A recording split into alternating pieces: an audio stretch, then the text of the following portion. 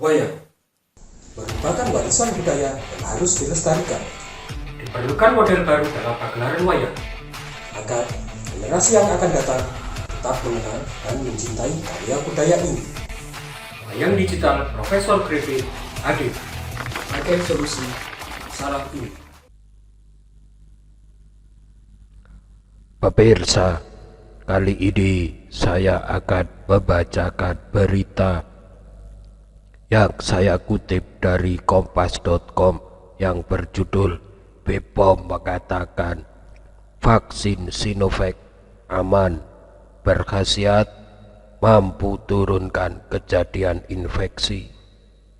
Berikut ini beritanya.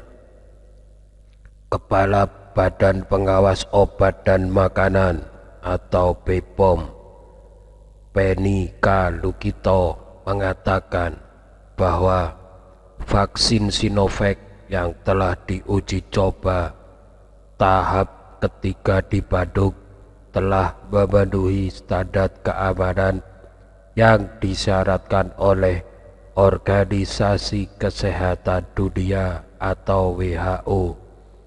Hal ini disampaikannya dalam konferensi pers pengumuman pemberian izin penggunaan darurat vaksin atau Emergency Use Authorization atau EUA yang digelar pada hari Senin tanggal 11 Januari 2021.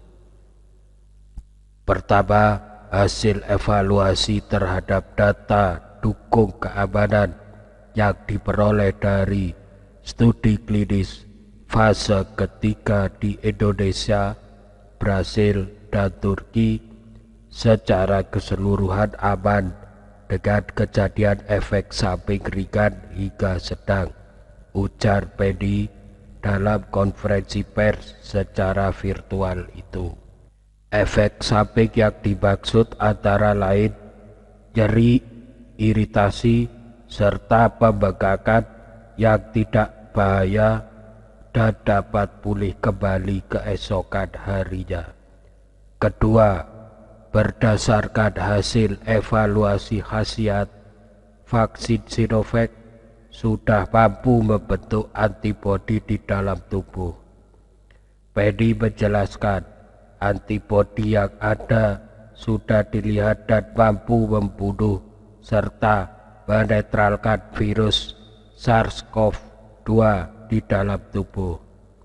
Ketiga, dari sisi efikasi vaksin telah diperoleh persentase sebesar 65,3% sesuai persyaratan WHO, di mana infeksi efikasi minimal sebesar 50%. Angka efikasi 65,3% ini menunjukkan harapan bahwa vaksin Sinovac mampu menurunkan kejadian infeksi hingga 65,3%, ucap Penny. Menteri Kesehatan Budi Gunadi Sadikin menyebutkan vaksinasi akan digelar mulai Rabu tanggal 13 Januari 2021. Rencananya vaksin COVID-19 pertama di Indonesia akan disuntikan ke Presiden Joko Widodo.